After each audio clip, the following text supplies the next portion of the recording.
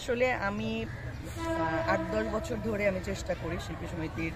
আমি বলবো না দুস্থ, আমি বলবো না গরিব, আমি বলবো না অসহায়, আমি শিল্পীদেরকে এত ছোট করে কথা বলবো না। তাদের হাতে আসলে কাজ নাই, তারা এখন নিরুপায়। তো আমি তো নর্মালি আমার বিয়ে হওয়ার পর, বাচ্চা হওয়ার পরে আমি চলচ্চিত্রে আসা মোটামুটি একদম আমার কমেছিল। তো এক সময় চলচ্চিত্রে আমি ৮-১০ বছর, যখন সাকিব প্রেসিডেন্ট ছিল ওই সময়টার কথা আমি বলছি। তো তখন আমি একবার এফডিসিতে আমার খুব খারাপ লাগলো, এই হাহাকারটা আমার চোখে পড়লো। তখন থেকে আমি দেয়া শুরু করেছি চলচ্চিত্রের শিল্পী যারা আছেন, যারা কাজ করছে না, যারা বেকার, তাদের জন্য আমি শুধু আমি চলচ্চিত্র শিল্পী না, শিল্পী সমিতিতে না, প্রোডাকশনের আছে, প্রোডাকশন বয় আছে, ক্যামেরাম্যান আছে, তারপরে লাইটের লোক আছে, সব সেক্টরে যেন আমাকে অনেকে বলে তুমি শিল্পীদের দিবা না, আমি শিল্পী হয়েছি ওভারঅল সবাইকে দিয়ে। একটা প্রোডাকশনের ছেলে, এখানে অনেকগুলো ছেলে দাঁড়িয়ে আছে যারা আমার জুতা টানছে, যারা আমার পা ধুয়ে দিচ্ছে, আমি যখন কাদায় পা ঢুকছে আমার পাটা ওরা ধুয়ে দিচ্ছে, ওরা আমার ছাতা ধরছে, ডাব কেটে আমাকে খাওয়াইছে। আমি শিল্পী কিন্তু আজকে সেখান থেকে হয়েছে। তো এরাও আমার কাছে ডিজার্ভ করে। লাইটম্যান একটা লাইট ভালো করেছে বিধায় সুন্দর, তো সবাই স্ক্রিনের সুন্দরটা অনেক বড় একটা ব্যাপার।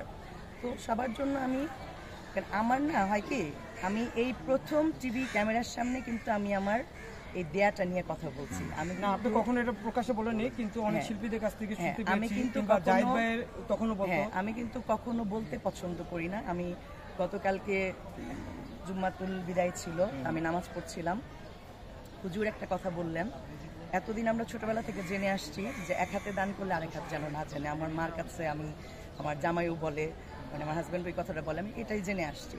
তো হুজুর একটা কথা বললেন, দুইভাবে দান করা যায়।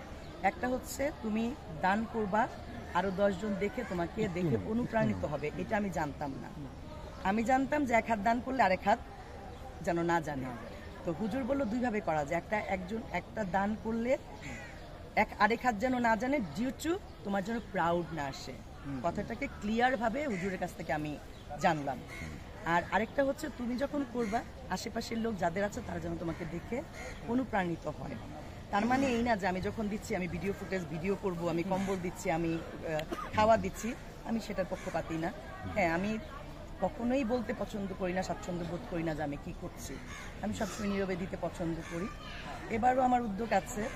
আমি আরেকটা কথা মাঝখানে বলি, গত 2 বছর আমি কিন্তু চলচ্চিত্রের আসিনি, এবং আমি চলচ্চিত্র শিল্পী। অভিমানটা কেন ছিল? না, অভিমান না, 2 বছর। সবচেয়ে বড় কথা হলো যে আমার তো একটা দায়িত্ব আছে দেয়ার।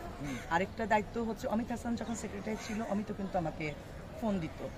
সাকিব ফোন দেয় নাই, অমিত আমাকে ফোন দিত। অমিতের পরে জায়েদ খান পরপর 2বার ছিল।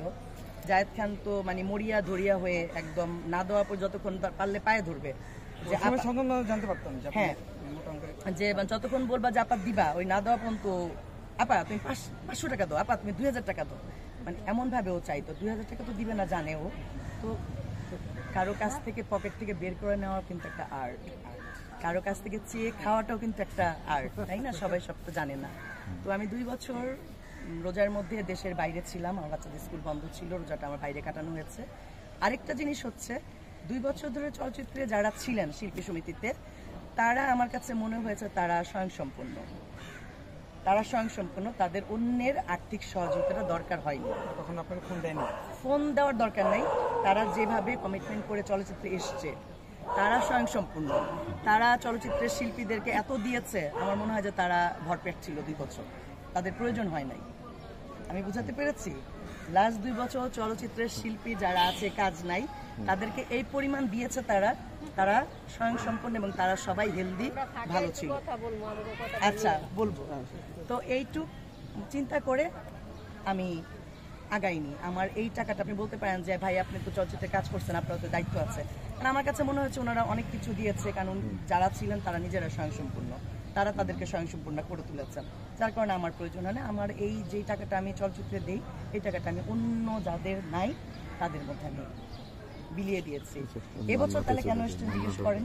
সেটাই আমার প্রথমে প্রশ্ন ছিল, যে তাহলে যে আপনি এবছর 2টা বছর আসেনি, যে এবছর আসলেন, তাহলে এবছর আসছি। গত কয়দিন আগে আমাদের ফিল্ম ক্লাবের নির্বাচন ছিল না, আমি 2 বছর পরে আমি ওই ফিল্ম ক্লাবের নির্বাচনে এসেছি।